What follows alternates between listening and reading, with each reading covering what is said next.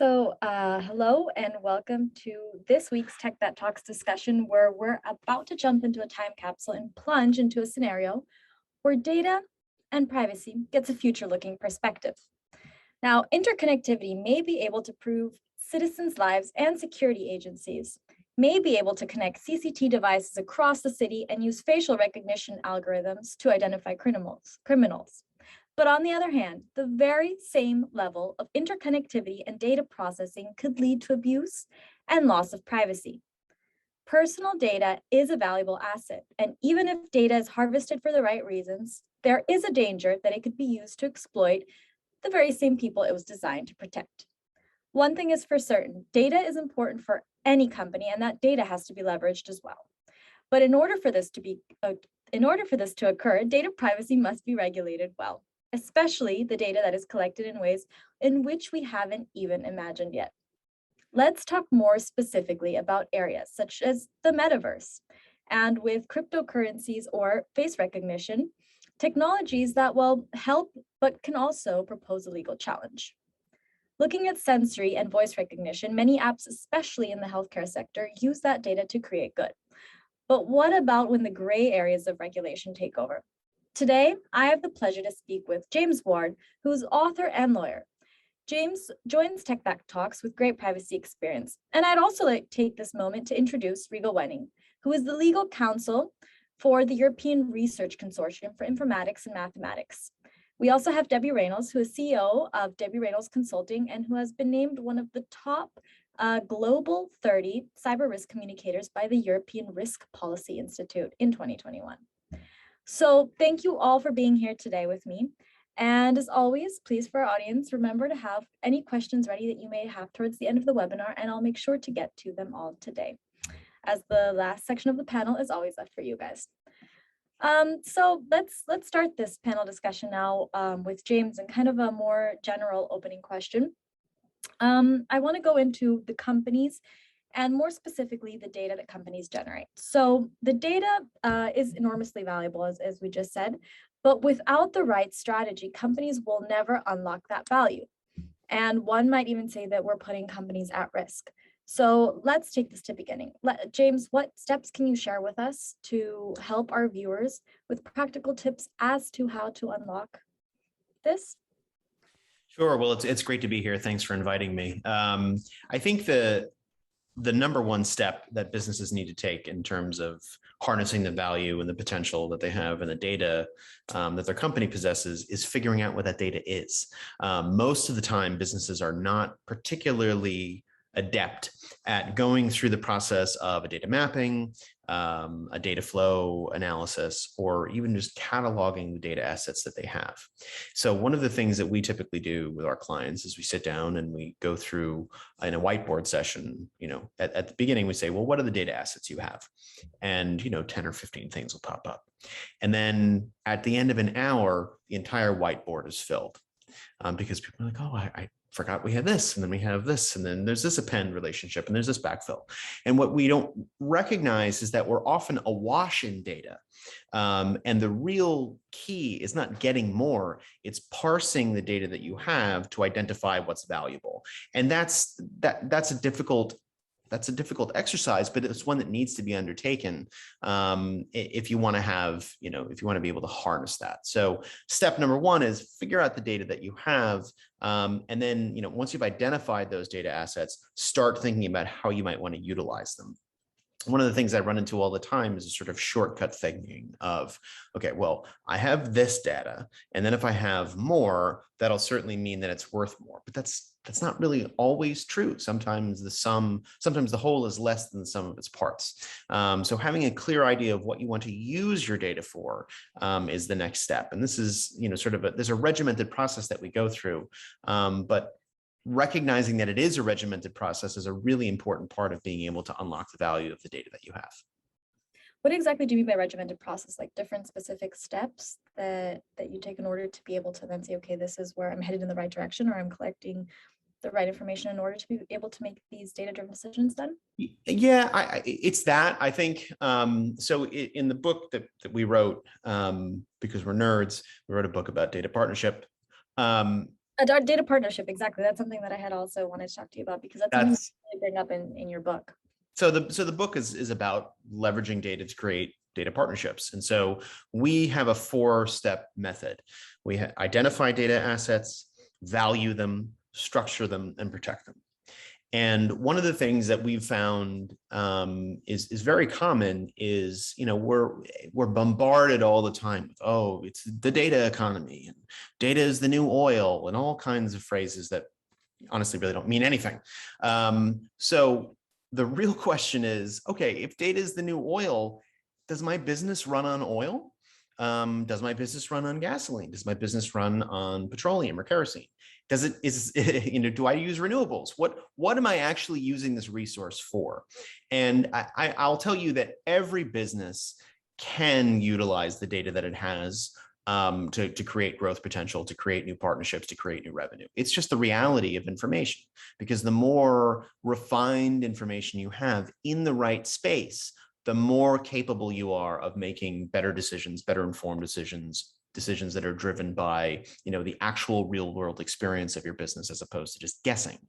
But the regimentation that you were asking about is really part of a process of applying data science to the way that you operate as a business. And that doesn't mean that you need to hire a data scientist. It means you need to think like a scientist. It means you need to say, all right, if I have XYZ data assets and I'm utilizing them in, ABC ways, how do I tie the utilization of those assets in these ways to revenue? How am I using them in a way that actually makes sense? It's actually generating revenue. And if it's not, it doesn't mean throw all of the data assets out. It means, how do we reevaluate and identify value criteria that will allow us to make better decisions, that will allow us to grow, that will allow us to identify where we have gaps. And, the part of that, we're constantly bombarded piece is really a problem of marketing. People have become really good at marketing the idea that more data is always better. That's not true. Better data is always better. And figuring out how to identify what better data is for your business requires, thinking and guidance and help. But once you do that, you can really start to unlock the value of the data that you have. Thank you very much for that, James. And of course, myself coming from a company such as Usercentrics, which uses technology in order to be able to give people the opportunity to use that data and to pass it on to third parties with the proper consent, I wanted to talk a little bit about tools as well. And Rigo, I wanted to ask you, for example, when we're talking about data privacy, how can technology help leverage better data? And I'm also talking about more on the legal side. So if we're going to bring in all of the, like, for example, the EU Data Governance Act and all of the acts that are being passed currently, what would be your opinion on this? So first of all, thanks, James, because this is very good experience. It is exactly the same experience here. There is this famous saying, if Siemens knew what Siemens knows, it's exactly what we are talking about. At the same time, we are starting to getting into blockchain here and machine learning and artificial intelligence and all that, and especially machine learning.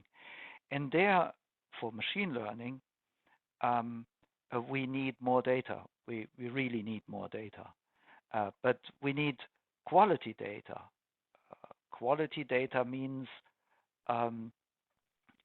we don't use garbage in, garbage out. For the moment on the internet, everybody harvests whatever they can, and then they assert that this is the data, and then this is put into machine learning where nobody knows what it does, and then it gives you consequences, and the data scientists then test whether this is plausible. But science, real science, wouldn't accept that. So we need higher data quality. We need to include bias. But and there I come a bit to the topic, which is data protection. We have the tendency to believe that we can achieve everything by anonymizing data. And one of the things perhaps James from his practice may answer is when you have this giant data warehouse, and then you go into the giant data warehouse and you assess the quality and the richness of data you have there, and then you do a really good project to utilize this data, and then somebody says, yeah, but do we have the right to use that data? And then you go to the legal department and they say, hey, do you have consent from this and there? And they say, no, we don't. And then legal department says, oh, it's toxic, leave it alone. Which means that augmenting data with metadata, including regulatory information, quality of data information, and so on, is actually augmenting the value of the data and makes it usable in a regulatory environment, which means that, okay, in an unregulated environment, you perhaps can try the garbage in, garbage out way of doing business, but in a regulated environment, especially in Europe, it will get harder and harder. And at the same time, metadata will allow you to comply with the number of regulatory requirements that we see coming up. Article 30 register of processing steps, and Article 13 information being given to the user, and so on and so forth. And those you can automatically exfiltrate them from your system if you have the right metadata system. So I think the way to go forward is to assess the legal requirements that come and that are the consequence of the actual market situation. The legislator came and said, and we don't have enough data exchange, but at the same time we have difficulties to organize the data exchange. And now we have this flood of regulatory initiatives, the Data Act, the Artificial Intelligence Act, the Data Governance Act, the Data Market Act against the gatekeepers, the Data Services Act, which has certain provisions, which tries to organize that we can actually exchange more data. And then perhaps later in the meeting we get to the notion of data space, which kind of corresponds to what James says, because many people don't understand what data spaces are, and we should bring it closer to them. Thank you very much. I also wanted to go a little bit further into that and talking about the new acts like the AI Data Act. We see that the EU's ambition to promote European values through a stronger regulatory approach is what's happening right now. Do we think that the legislative landscape currently is being overregulated, or is it being properly regulated for all of these new technologies? And is it stopping innovation? The Europeans, the principle of precaution, we regulate first, and then we realize that we killed any innovation, and then we regulate again. I mean, that's the European disease.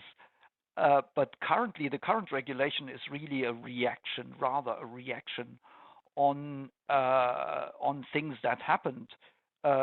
If you look at the notion of gatekeeper, it's really a kind of an open conflict that the European legislator has with large multinational companies, saying, look, there are certain values, and we want those values to prevail.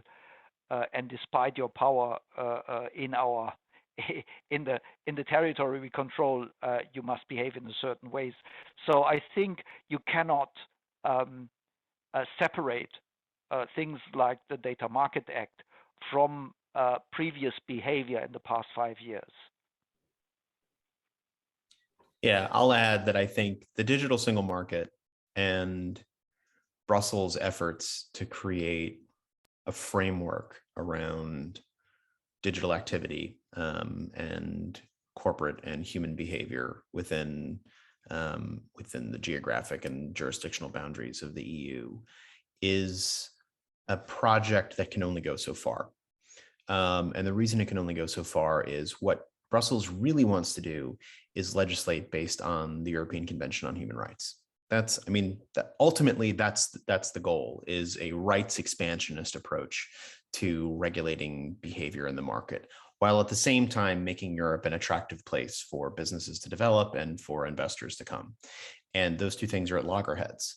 So, that's why when we look at the GDPR and it talks about data subjects, data subject is defined as a natural person, right? Because we want to exclude corporations, because we've seen the Citizens United model in the US, and we want to have sort of a different approach. And that's fine, but we need to be honest with ourselves about what's really happening. GDPR is not a human rights-based law. It talks about human rights, and it talks about Article 9 rights, and it talks about expression and informational autonomy, but really it's a consumer protection law. That's really what it's going after here, is what can be done with my data in a consumer context, and what are my rights of redress as a consumer in that context to be able to control the data that I possess. If we want to get serious about protecting informational rights as a human right, GDPR wasn't the way to go. But the political costs of going in any other direction, and honestly, the pragmatic costs of going in another direction, are just too high. We don't know how to regulate for human rights because, quite frankly, we've never really taken them seriously enough to be able to make them a redressable right in the courts. So what we have to do is be clear-minded about what we're talking about. And I think Rigo is exactly right to say that observing the way that the Digital Single Market Act and the regulations of AI and all of the new regs that are coming out from Brussels, they're meant to be anticipatory, right? We're sort of thinking 5-10 years down the line, what do we need to be worried about? But what we really should be doing is thinking about how to have an operational, functional, actually workable solution to the digital single market, which exists now, and then making tweaks to that as we go along.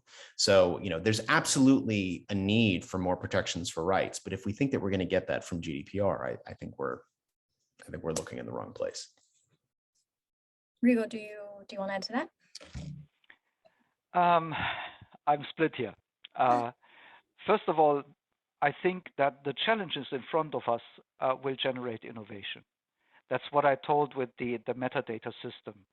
Without automatic compliance, it's drinking from the fire hose. I mean, you cannot do all these things manual anymore. We are trying to do this with kind of huge involvement of lawyers and data protection authorities, and creating a bureaucratic monster that is about to suffocate everything, us included. But at the same time, first of all, we need, when you look back into the 70s, data protection was about better data processing, fairer data processing, of data processing that serves humans instead of victimizing them. When we look at the early days of the web and of the internet, this was our dream. When we look at the centralization, it starts off getting, perhaps we need, what James says, we need to tweak some things. And the European Union, because it doesn't have those giants, those multinational giants inside, kind of is going before the others, and tries a regulation. Now this can give a feedback. First of all, I think it will create innovation. I think creating innovation from past 3-4 research projects I did is complex and will take much more time than people think it will take. But I think when you achieve this innovation, meaning that you know that your machine semantically knows about your data, James, and not only your lawyer, then it will give you a competitive advantage over the others, because you can deal with customers in a much more suitable, human and also improved user experience. cling to your marketing promises and all those. So it will have a better data processing in this sense of the 70s.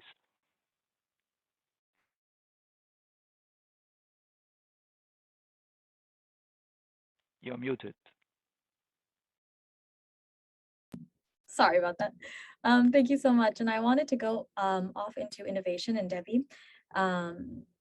Let's talk about innovation in data privacy and the practices surrounding all of these new buzzwords that are working together with data privacy: cryptocurrencies, crypto technologies, metaverse. Paralleling blockchain technology's growth over the past decade, data privacy has seen a sharp uptick in global attention, as general policy and concern has shifted gears towards this area. Where have the most developments been seen lately in this area? Let's start with crypto technologies. I know that's something that you like to talk about. Yeah.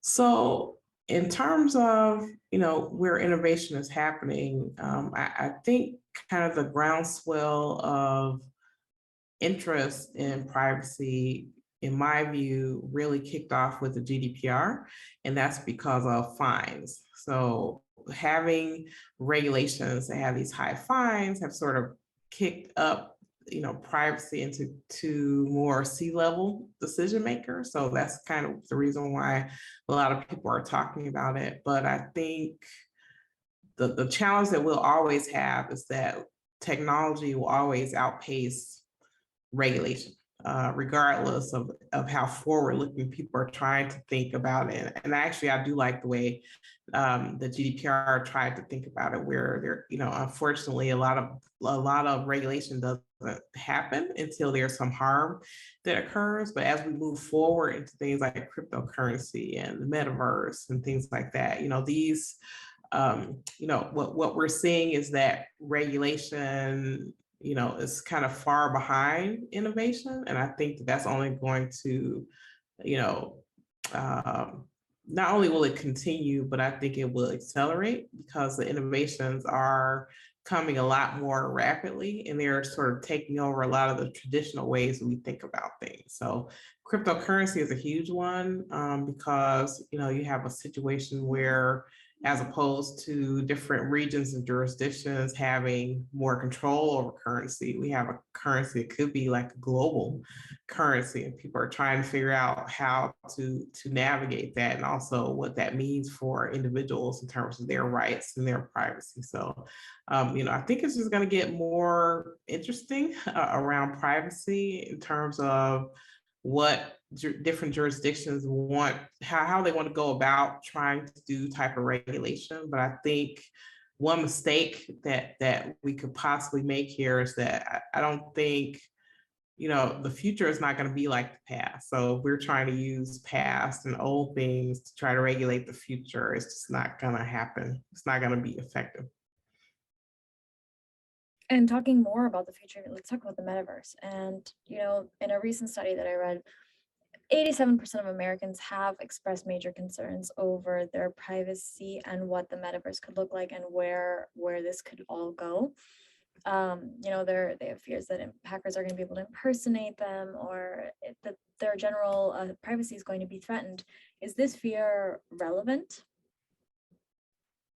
Oh yeah, I think it is. I work very closely on privacy standards for like augmented reality, mixed reality, virtual reality type of applications and technology. And I think, the thing that we're really concerned about is that the harm can come so quick and can happen so rapidly that there may not be any adequate legal redress. So we're talking about, for example, collecting data that was never collected before, and what's going to happen with that data.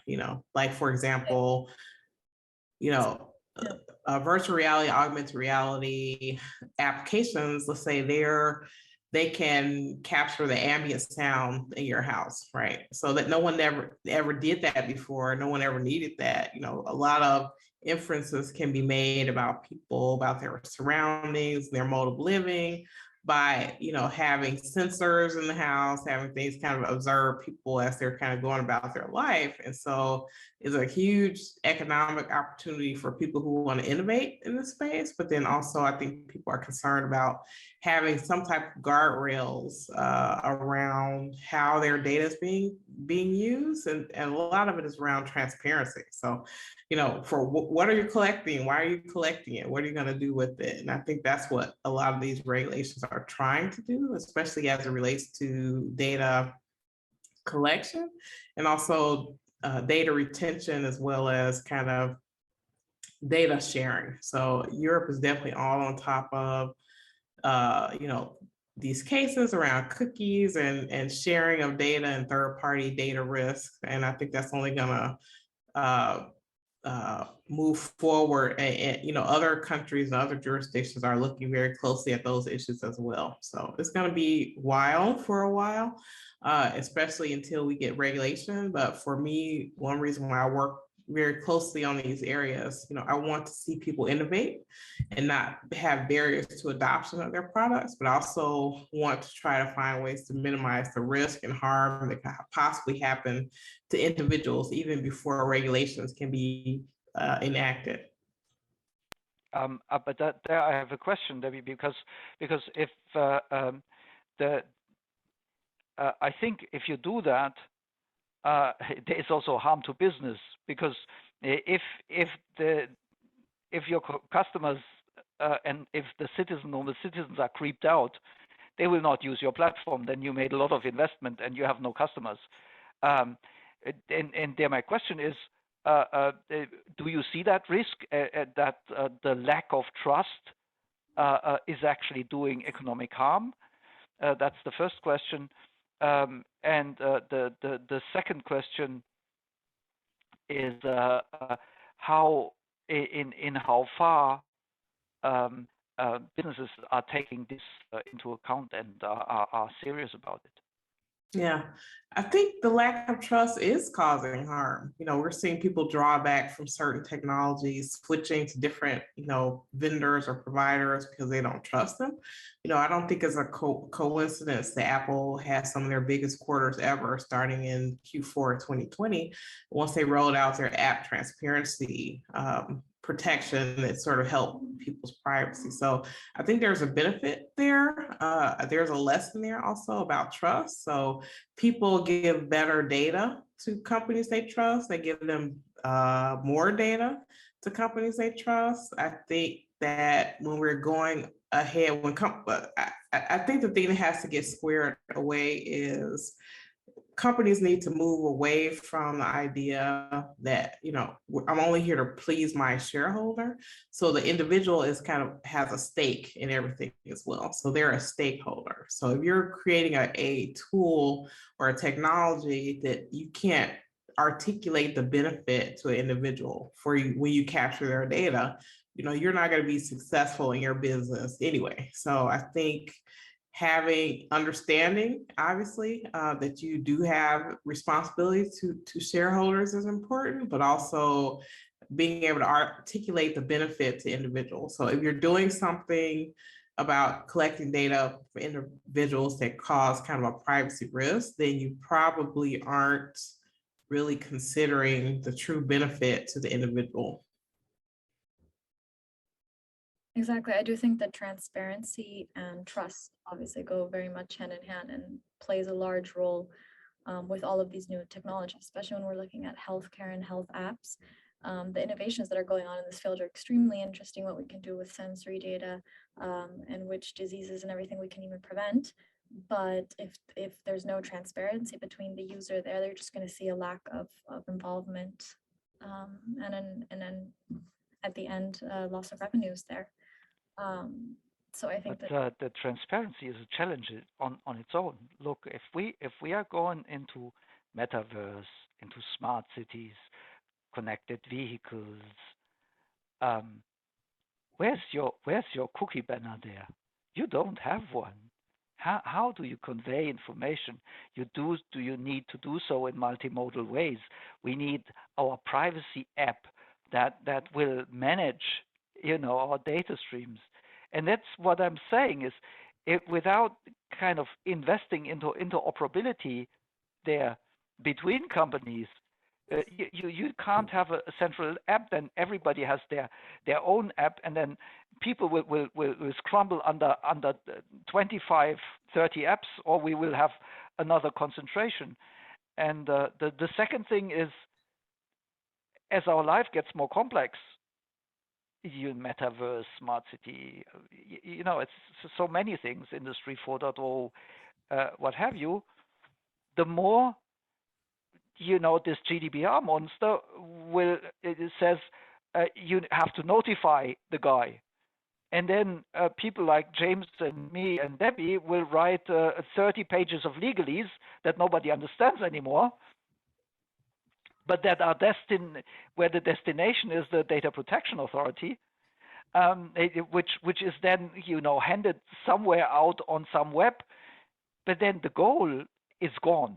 We are just only left with the bureaucratic monster. We need to kind of invest into user experience and privacy, that they get the feeling that they are in control, so that they trust the business to actually give data and get us to the next level. I think that's important. I don't know in how far those things have. Debbie, have you seen how they try to get UX into augmented reality and metaverse? Yeah, it's a tough thing.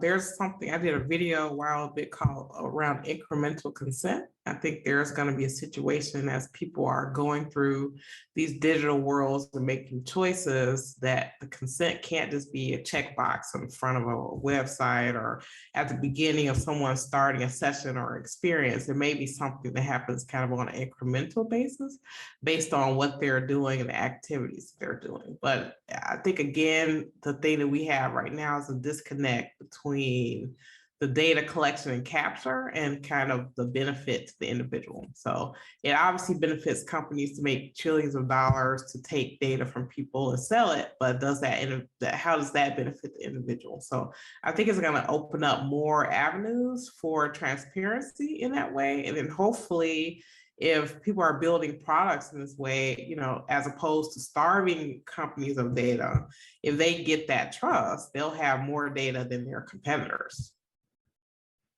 I think that's right. I think in this space, the only way to create additional avenues for data inflows from the consumer is trust, or market dominance, because nobody trusts Facebook, but people are giving them the data anyway. There's nothing you can do. So I think the interesting twist here is that we're talking a lot about consent, like, am I going to agree? But as far as I'm concerned, consent is dead. There is no meaningful consent online, because the ability to consent online, number one, needs to be informed, and it's not. And number two, needs to be able to be withdrawn at a moment's notice, and all processing thereafter needs to cease, and it's not. So we're all pretending that, consent is something that's a functional methodology for obtaining a lawful basis for processing online, and it's not.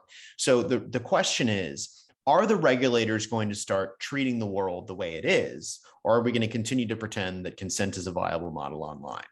If the modality of processing online is going to be contract or legitimate interest or, a course of dealing, that's fine. But if we're going to continue to pretend that, when I swiped through, I understood what I was doing, that implicates so many more things and is so much more problematic from a legal perspective, for instance, because we need to disprove the presence of consent or prove the affirmative absence. Like, none of these things are functional in the real world.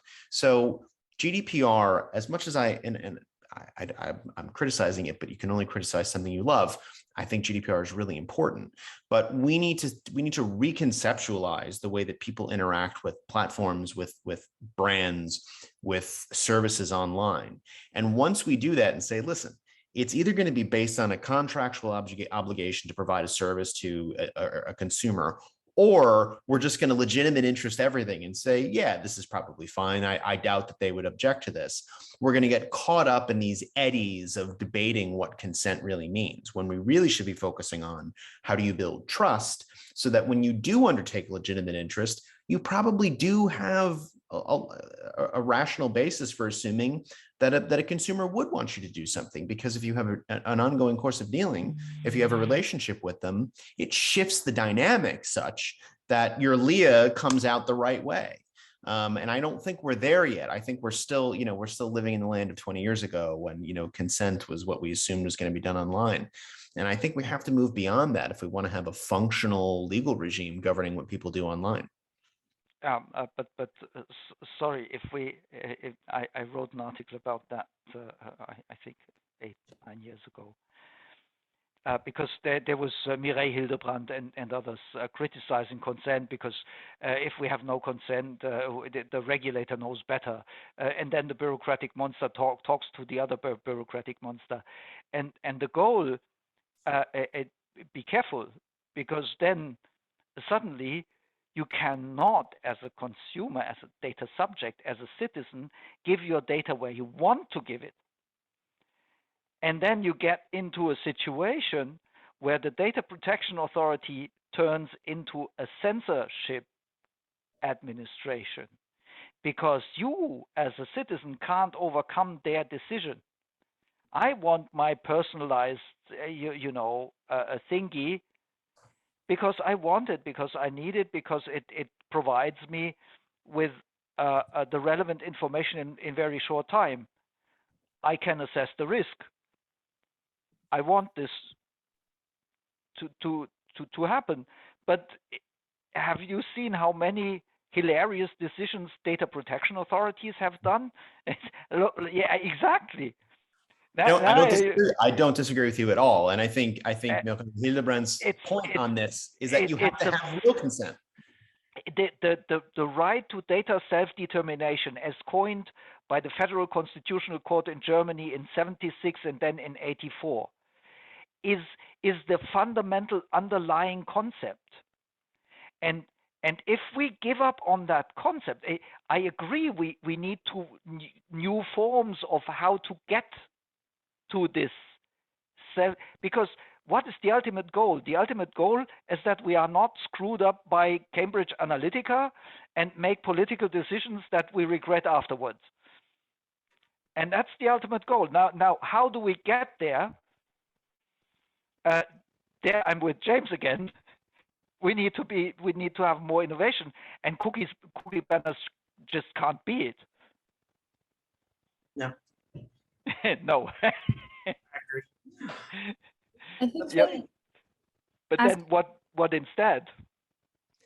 Well, I mean, if we're going to talk about, these are we've unfortunately, to use a metaphor from the most politically astute piece of art of the last 30 years, which is Ghostbusters, we've kind of crossed the streams, right? We've merged the way that we think about politics with the way that we think about commercial behavior online.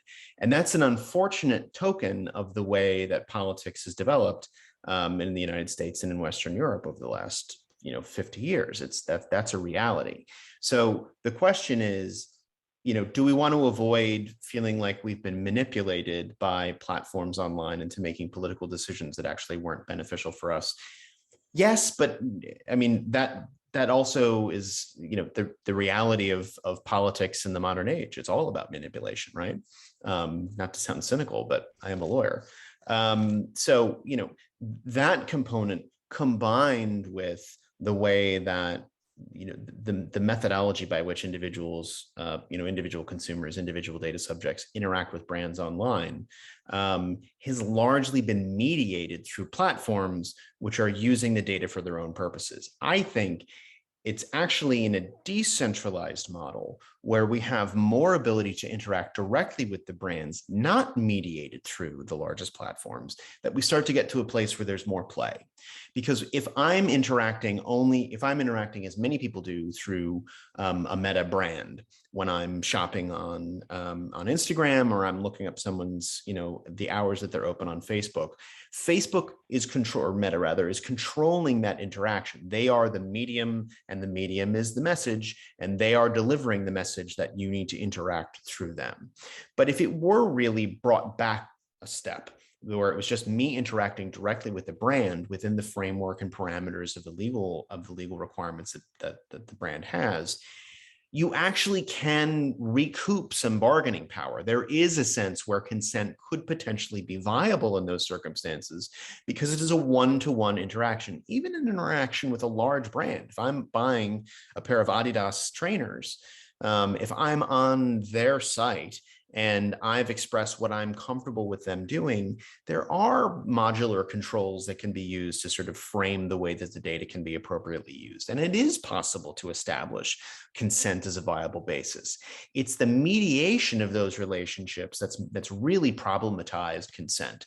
And I think if we can move away from those large mediating platforms and back towards a truly a B2C as opposed to B2B2C framework, that we could start to recoup some of those things that we've lost.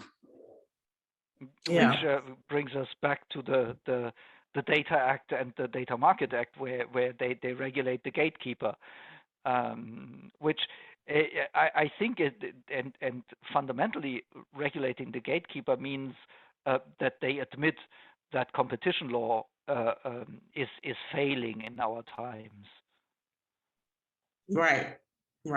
Well, because they're using an old model to think about competition, it doesn't really fit fit with the future. So, I mean, the way I like to think about it is the way people thought about competition was, let's say there were only 100 oil fields, and then we don't want one player to have all the oil fields, so we split it up amongst people.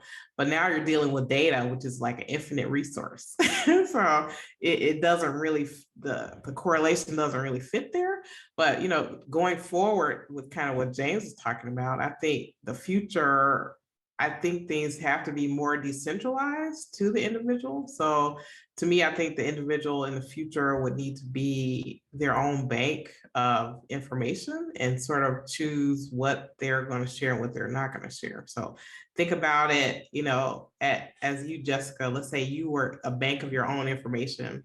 You had your own privacy policy. So to hell with the other websites and their own privacy policies.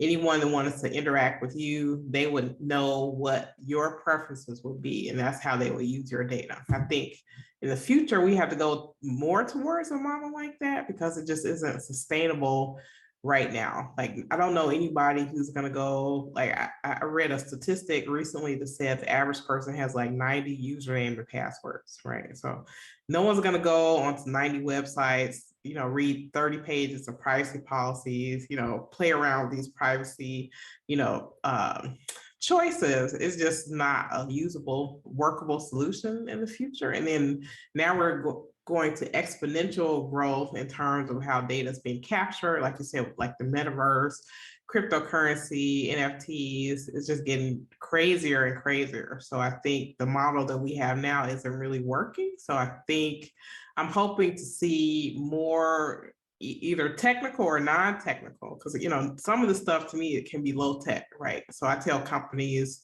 for example, instead of trying to gather someone's data, collect less data. Let's stop the problem there, as opposed to you don't have to protect what you don't have, right? Yeah, as what James was saying at the beginning of our talk, to collect better quality data and not so much data. But if we're looking at organizations and giving organizations practical advice, let's zoom into more internal structures. And where are the points where an organization should begin with a privacy strategy in order to be compliant? We're looking at the technical aspects and legal as well. Should there be more working together between these two different departments? And right now, are the different departments of a company just too, in a way, detached in order for a proper privacy strategy to come out? I would think so, because for the last 25 years, it always worked to, unpack the lawyers, send them to Brussels, and then get an exception. And this was cheaper than investing into technology.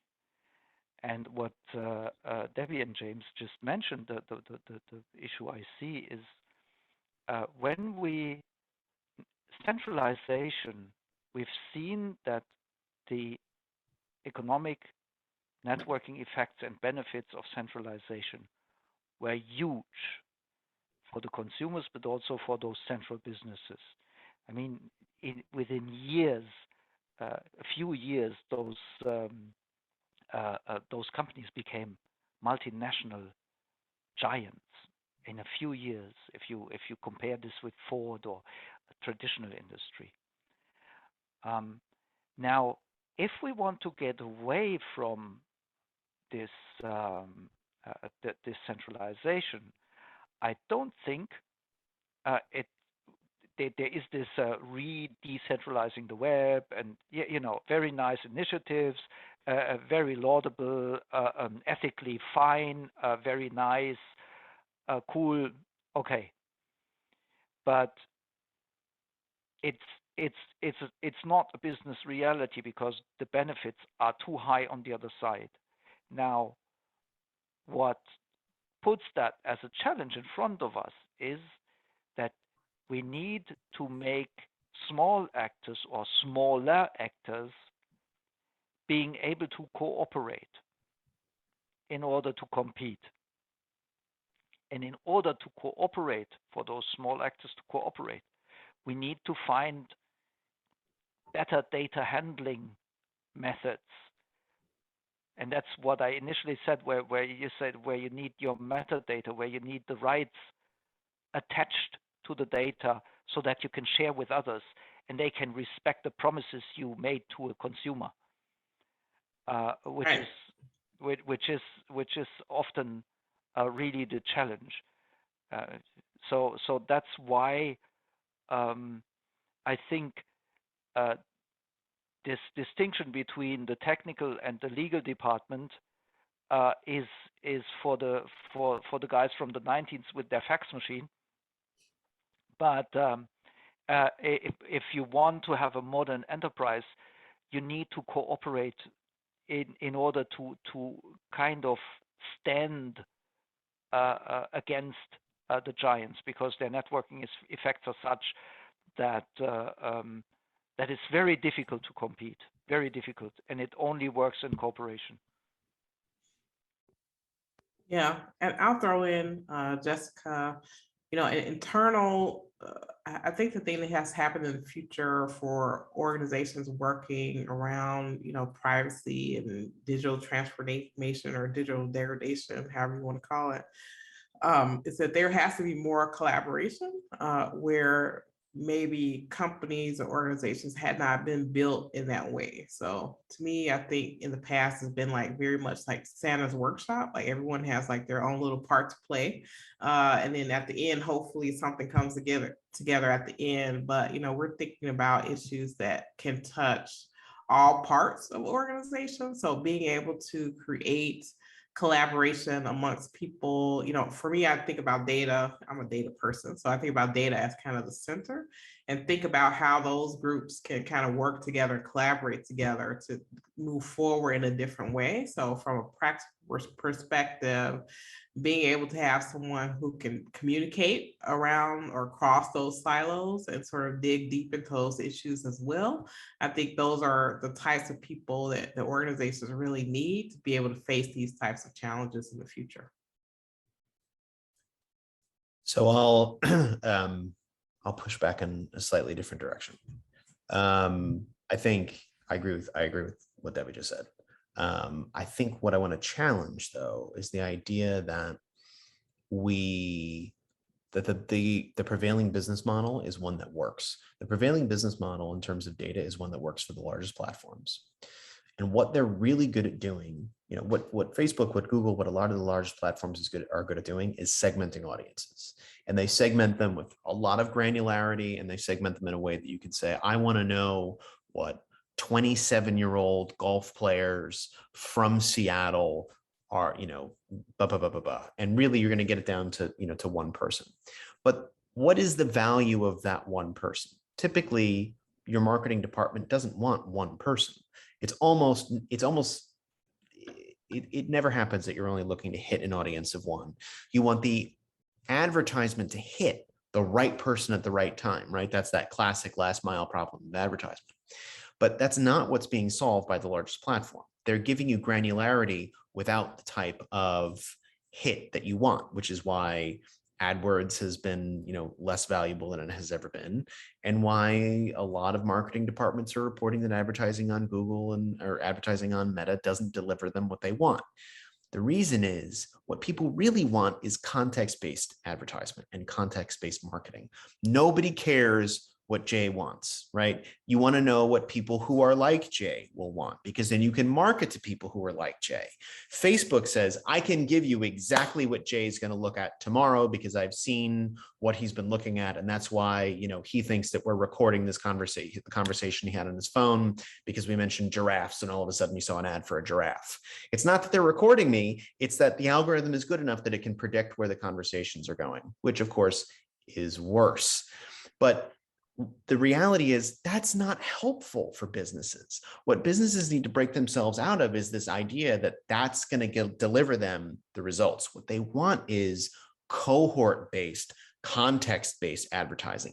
That's where the future of online interactions is going to be. That's the future of successful marketing online. And you don't need that same level of creepy granularity that you would otherwise need to be able to do that, because all I need is 7 or 8 discrete data points and then we're done. And in most cases, geolocation data, not helpful.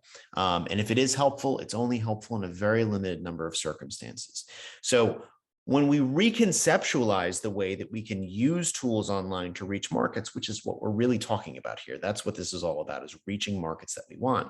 Then we can shift to answer your original question, Jessica, which is, what do we need to do internally with our companies to get them to recognize how to think about these things differently?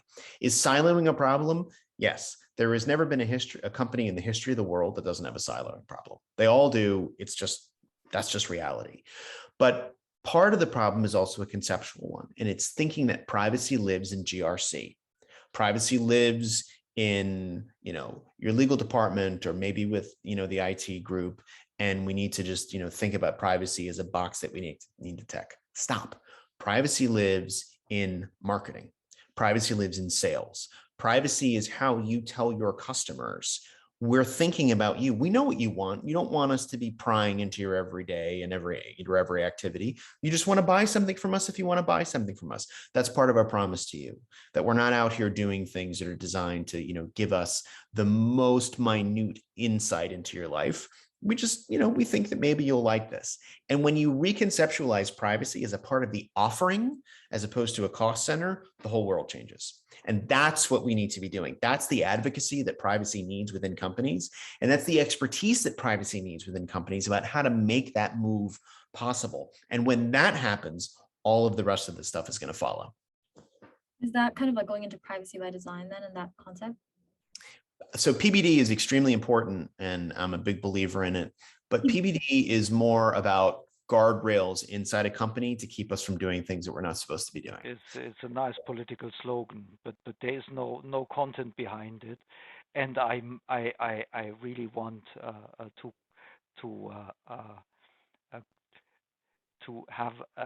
express the opposite opinion on location-based services. Location-based services are absolutely genius. The problem is we don't have trust to use them. But we had a very nice project where you had an application. We had a proof of concept application where you would run around, and the thing, you come to a new town, and the thing would, based on your profile, recommend events, theater, concerts, events to you that would be in the range of your travel. Now, this, I think every tourist would love such an app, but every tourist would be creeped out by having all their plans, being stored somewhere in an undefined way. And that's why the location stuff is problematic. We have the data. For example, it's very hard for it's using lots of battery if you have your GPS on for location-based services, but the operators know where you are because of the triangulation. They know you are nearby, this antenna and that. And so we could have much better services tailored to us in context without having this annoying stuff that we complain about today. Yeah. And at the same time, but at the same time, it's a real huge challenge to get users' trust, because in the past 20 years we have destroyed a lot of trust. Yeah, And you so see I companies- think location-based is key. Yeah. Well, it seems like user trust is definitely one of the most important factors, and you also see a company's image just completely goes down if there isn't the user trust,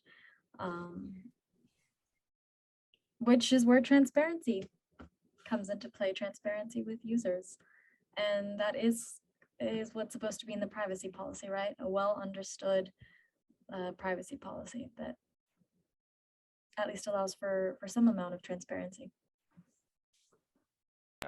Yeah, but then what Debbie said, and I also wrote an article. She says how you put it. It's consent level by level. This incremental consent. I call it computer-aided consent. And mainly we need to, and that's also joining James, is we need contextual agreements. We need because people will understand their environment in context. Right. And while being in context, you can agree to something, but then technically behind, we are not able yet to store that contextual agreement in a way that our machines automatically respect that agreement. And that's what that's what I am working on, is to enable machines, and there we need the whole knowledge graph thingy and all of that, to actually make the machines getting us a contextual understanding, which is I think the 30 pages of legalese, like James said, won't add to transparency. It's just feeding the bureaucratic monster. Yeah, I agree with that. I love to see more context. And then also, I think one way that regulation can help, and I've seen it to help, is when things are out of context, it has to be not worth it for companies to do things like behavioral, advertising. So right now it's just too much money in it. So regardless, just like the James example, a company could get as much, a consumer can get a lot of value from kind of this contextual type of advertising. But we know that people pay top dollar for behavioral advertising because they think it's going to give them something more, right? So having that business model collapse, I think, will help a lot with people in terms of protecting their privacy. So I'll just give you a quick example. Facebook settled a case in the state of Illinois for $650 million in 2020. This particular case is around facial captures. And so it's kind of, in my view, it's about behavior, right? It was not, data collected in context for no real good reason. And actually Facebook decided that they're no longer going to do this because in that scenario, the cost was too high for them, right? This is just one state. So having, for example, 50 states pass these types of laws and go after companies for these types of infractions, it's just not worth it. So I think getting to a place where some of these more creepy, less transparent, out of context data captures are not worth it to organizations may have people go more towards context and more away from kind of behavioral types of advertising. Thank you, Debbie. So we are running out of time. So I'm gonna have to say thank you so much at this time, James, Rigo, and Debbie, for all of your insights. And I hope our audience learned a lot from this as well. So thank you. Thank you very much for today, and looking forward to our next time on Tech That Talks. Thanks. This was an interesting discussion. Bye. Here we go. Thank you. Bye. Bye-bye.